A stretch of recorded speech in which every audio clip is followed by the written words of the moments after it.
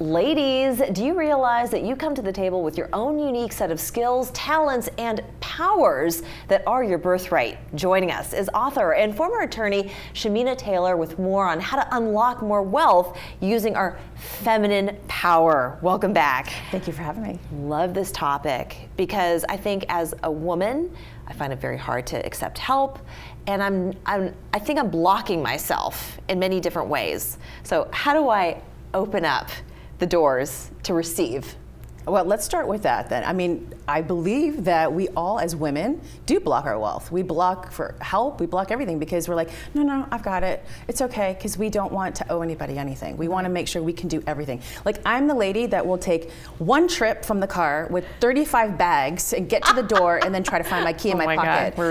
I mean, all of us are doing that, right? Sisters from a different mister, I think. Right. Yeah. So receiving is one of the most beautiful ways for us to open up more wealth. So if someone gives you a compliment, just say thanks instead of, oh my gosh, what am I wearing? Or if someone wants to hold the door open for you, just like when you were helping me in. I mean, I have to stop and remember, just receive, and not without owing something. Yes. Just allow yourself to receive, because I believe money's masculine and the way we receive it's feminine. So if we allow ourselves to receive more, then more comes in, we open up more wealth in our lives. So the next time someone offers to buy you coffee, just say yes, because what it's gonna do is it's gonna allow you to lower that guard where you're always protecting yourself and allow more wealth to come into your life. It is magic when receiving. That is so wise. That is really so wise. And to put it into practice though, I think a lot of women are gonna find it a little bit difficult to let go. So when you finally discovered that that was a way to accept more wealth into your life, what was the initial feeling when you were sort of letting go and letting in? Well, obviously resistance, because I'm a single mom too. So for me, I'm just accustomed to doing everything on my own. And then when you're a strong, powerful woman, you don't ever want anybody to help you. So there's going to be a little resistance, so allow yourself to do that.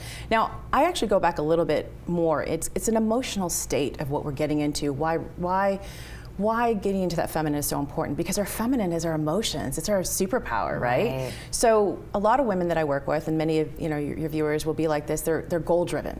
So I say, let's be desire driven instead. There's a difference between goals and desires.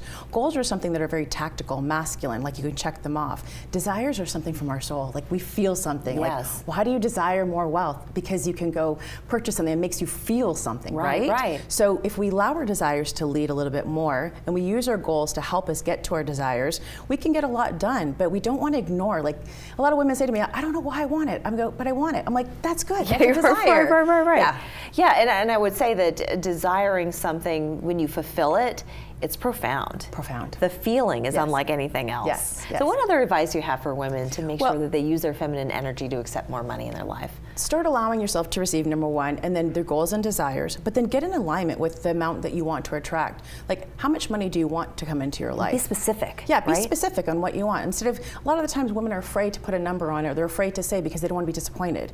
But allow yourself to just be in that emotional state. Like, what would it feel like if you did have that? And I always say, give money a place to go. I say, go energetic shopping. I'll go online. Like, before I, all the fine things I bought in my life, even the trips and stuff, I would go plan them out online first, so the money has a place to go. Because if you just ask for money, it's not an emotional connection, but what do you want to do with the money, right? Exactly. So get into the feeling of it. That's the beautiful thing. And your shoe game wouldn't be as on as it is. If you have seen any of the previous segments, those shoes are fabulous. They are so gorgeous, and all the other pairs that you brought in. So that's an example though, right? Absolutely. I would, so this is the thing. If you desire something and you don't let yourself fulfill that desire, and you have the money for it. I'm not telling you to go out and put things, and you don't fulfill that desire, you're literally telling the universe, don't bring me anything else. Right. So allow yourself to receive the things that make you happy. Yeah, absolutely. Right? Okay, what about the wealth code at work, in the work that you do? Well, I feel like everybody has one, and when we deny where we are at, what happens is that we're going to create something that's not even aligned with who we are. So many women I want more, but they're ashamed or afraid to say they want more. Money's there for us to have.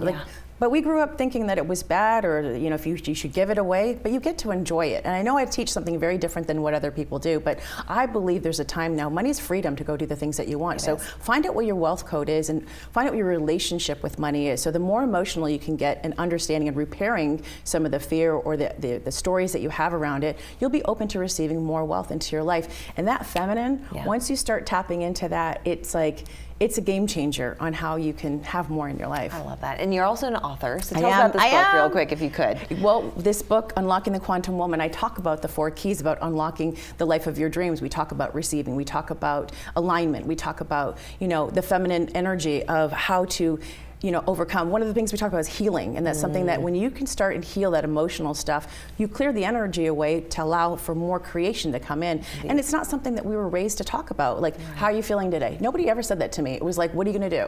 So I'm bringing you back into yourself with this book, and it hit #1 bestseller, and women are saying great things about it, so go grab a copy. Wonderful, Shamina. Thank you so much, and everybody follow her on Instagram. We're gonna put the details up on the screen. So great to have you back with us. Thank you so much. Thank you so much. We're back in 2 minutes.